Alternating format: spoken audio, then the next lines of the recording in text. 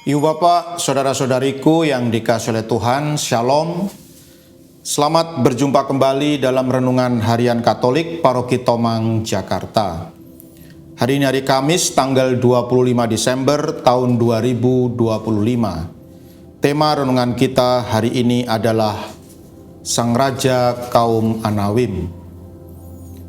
Ibu Bapak, saudara-saudariku yang dikasihi oleh Tuhan, sebelum melanjutkan renungan kita hari ini, perkenankanlah saya mengucapkan Selamat Hari Raya Natal tahun 2025 kepada Anda semua. Semoga damai Natal sungguh-sungguh membawa kedamaian, baik di dalam hati Anda maupun di dalam rumah Anda, maupun juga dalam relasi Anda dengan semua orang yang Anda jumpai di dalam kehidupan ini.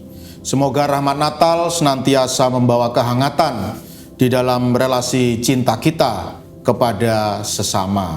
Selamat Natal. Ibu Bapak, saudara-saudariku yang dikasihi oleh Tuhan, suatu kali saya pernah berkesempatan untuk tinggal di sebuah biara Karmel di kota Manila di Filipina, ya, jauh sekali. Dan satu kali saya berkesempatan untuk ikut makan malam bersama romo-romo yang tinggal di biara itu. Dan ada beberapa romo orang Filipina dan juga beberapa romo-romo orang Belanda, ya. Dan dalam kesempatan makan malam itu terjadi sebuah perdebatan, ya. Rupanya salah satu romo yang orang Filipina ini, ya, romo masih muda, dia ditugaskan menjadi misionaris di Papua Nugini. Dan romo ini rupanya merasa tidak tahan, ya, hidup di Papua Nugini yang serba terbatas, medannya buruk, ya, umatnya juga, ya, hidup dalam kemiskinan yang luar biasa, ya, dan semua fasilitas itu sungguh sangat sederhana, ya. Bahkan romo muda ini mengatakan di Papua Nugini itu di desa-desa tidak ada sinyal internet, ya, lalu juga tidak ada sinyal HP, sehingga, ya, kalaupun punya internet dan punya HP itu percuma, ya, kalau di pedalaman Papua Nugini ini. Maka karena romo ini merasa tidak tahan bermisi di Papua Nugini, maka dia pun kemudian memutuskan untuk pulang ke Manila, ke Filipina, ya. Dan di meja makan itu seorang romo Belanda, seorang Karmelit Belanda, dia mengatakan kepada romo muda ini, ya, bahwa dia harus segera kembali untuk melayani ke Papua Nugini, untuk melayani umat di Papua Nugini. Karena memang untuk itulah gereja Katolik ada. Gereja Katolik itu berdiri justru untuk melayani orang yang sederhana, orang yang miskin, orang yang sungguh-sungguh dijauhi oleh masyarakat. Justru kepada merekalah Injil itu harus diwartakan. Justru kepada merekalah pelayanan gereja itu ditujukan, ya. Gereja Katolik ini bukan didirikan untuk memprioritaskan orang kaya, ya, atau orang pintar, ya, tetapi justru orang miskin dan orang-orang yang sangat sederhana, ya. Atau dalam bahasa Ibrani kita mengenal istilah kaum Anawim, ya. Kaum Anawim itu artinya orang-orang yang sungguh hidup di bawah standar, ya, hidup di bawah standar baik secara sosial ekonomi, ya, artinya miskin sekali, dan juga secara pendidikan, ya, berarti, ya, pendidikannya tidak terlalu tinggi, dan mereka ini biasanya sungguh-sungguh diasingkan, ya, atau dikucilkan atau dipinggirkan oleh masyarakat umum, ya, karena segala keterbatasan yang mereka miliki. Ya, itulah arti dari istilah kaum Anawim, ya. Dan Romo Belanda itu mengatakan bahwa Romo muda ini harus segera kembali melayani umat di Papua Nugini sebagaimana yang ditugaskan oleh Ordo Karmel. Ibu bapak, saudara-saudari yang dikasihi oleh Tuhan, dalam Injil Lukas bab 2 ayat 5 sampai 20 yang dibacakan dalam perayaan Ekaristi hari ini, dikisahkan tentang kelahiran Tuhan Yesus Kristus di kota Bethlehem, ya.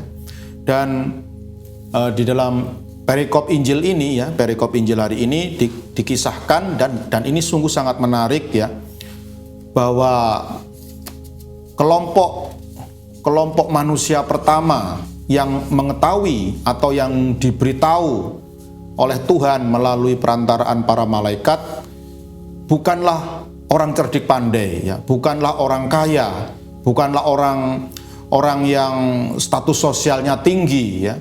Tetapi kita lihat, nah, menurut Injil, kelompok manusia yang pertama kali diberitahu oleh Tuhan tentang kelahiran Yesus Kristus tidak lain adalah para gembala, ya, para gembala yang juga termasuk kaum Anawim, mereka yang dianggap tidak berpendidikan, ya, pendidikannya rendah, lalu miskin, ya, dan juga tidak punya rumah, ya, tunawisma, ya. Para gembala ini biasanya mereka tidak punya rumah, ya, rumahnya ya ini alam terbuka itu, ya, alam terbuka. Siang malam mereka tinggal di padang gurun untuk menggembalakan domba-domba, ya. Dan mereka inilah orang-orang yang pertama kali diberitahu oleh Tuhan tentang kelahiran Tuhan Yesus Kristus, ya. Nah, baru kemudian, ya, kalau kita membaca Injil, ya, baru kemudian mereka yang cerdik pandai, ya, mereka yang status sosial ekonominya tinggi, ya, yaitu 3 raja dari timur, ya. Jadi yang pertama kali diberitahu adalah para gembala, baru kemudian 3 raja dari timur, ya, dan kemudian ya semua orang, ya. Nah, dari inspirasi Injil kita akhirnya bisa tahu, Bapak Ibu, saudara-saudari yang dikasihi oleh Tuhan, itulah prioritas pelayanan Tuhan Yesus Kristus, ya. Sejak awal Tuhan Yesus Kristus itu memprioritaskan kaum yang miskin dan lemah, ya, atau kaum Anawim itu, ya. Maka ya prinsip ini harus kita pegang sebagai para pengikut Kristus, ya, sampai hari ini, ya, ini prinsip ini tidak pernah berubah, ya. Maka sungguh aneh kalau misalnya Gereja Katolik ini memprioritaskan orang kaya, ya, atau orang yang cerdik pandai dalam pelayanan. Nah, ini berarti tidak sesuai dengan prinsip yang tersurat, ya, yang tersurat dan tersirat di dalam kitab suci, ya. Maka saya juga sungguh bersyukur, ya, ketika saya bertugas di Kalimantan, saya bertanya kepada, ya, orang di pedalaman itu, ya, orang Dayak di pedalaman itu, dan saya merasa sangat terharu, ya. Saya bertanya kepada mereka, mengapa mereka kok memilih menjadi orang-orang Katolik, ya? Mengapa mereka memilih agama Katolik untuk mereka anut, ya? Padahal ada banyak agama, ya. Kenapa kok memilih agama Katolik? Lalu mereka mengatakan, karena kami melihat hanya para pastor lah, hanya para romo lah yang mau datang jauh ke pedalaman, bahkan ke hulu-hulu sungai, ya, hulu sungai Barito, hulu sungai Mahakam, hulu sungai Kahayan, ya, dan lain sebagainya, ya. Hanya para romo, dan itu memang harus diakui, ya, di Pulau Kalimantan dan di mana-mana, ya, di Papua, di Sumatera, di Sulawesi, itu para romo, ya para romo lah, ya, para imam lah yang mau masuk, ya, sampai ke jantung pedalaman pulau-pulau untuk mewartakan Injil, ya. Maka saya sungguh sangat bersyukur, berarti sampai hari ini Gereja Katolik masih on the track, ya, masih berjalan pada tracknya, yaitu untuk mewartakan Injil dengan prioritas orang-orang yang sederhana dan terpinggirkan. Juga kita bisa melihat ya, hari-hari ini Bapak Ibu, saudara-saudari yang dikasih oleh Tuhan, ya di Pulau Sumatera itu terjadi bencana alam ya, banjir dan longsor, di Keuskupan Agung Medan, di Keuskupan Sibolga, di Keuskupan Padang, ya bukannya gereja Katolik ya, bukannya kita mau bersombong ria ya, tetapi bukan hanya orang Katolik ya, bahkan umat beragama lain mengakui ya bahwa ketika setiap kali di Indonesia ini terjadi bencana alam, itu gereja Katolik itu selalu datang duluan ya, selalu menjadi pionir ya, atau menjadi pelopor dalam membantu mereka yang menjadi korban bencana alam ya, termasuk kita umat paroki Tomang, Gereja Maria Bunda Karmel ini juga kita juga berpartisipasi dalam membantu korban bencana alam di Pulau Sumatera ya, dan mereka memberikan sambutan yang cukup membanggakan dan cukup mengharukan kita semua ya.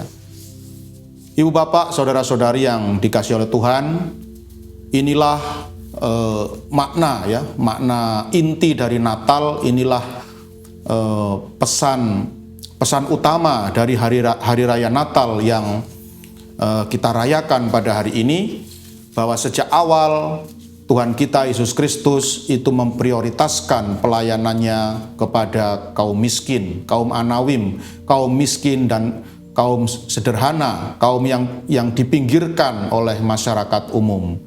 Semoga semangat Natal juga boleh kita hayati sungguh-sungguh dalam kehidupan. Mari kita wartakan kasih Tuhan dan mari kita layani masyarakat kita ini, mulai dari yang paling lemah ya, mulai dari yang kalau istilah Bunda Teresa ya, kalau istilahnya Santa Teresa dari Kalkuta itu mulai dari yang termiskin dari yang miskin ya. Nah, itu sungguh indah sekali ya. Dan semoga kita semua sebagai pengikut Kristus boleh berpartisipasi dalam misi Kristus ini untuk melayani yang termiskin dari yang miskin, dan semoga dengan demikian kabar gembira Injil boleh didengar oleh semua orang, dan akhirnya nama Tuhan semakin dipermuliakan. Tuhan memberkati.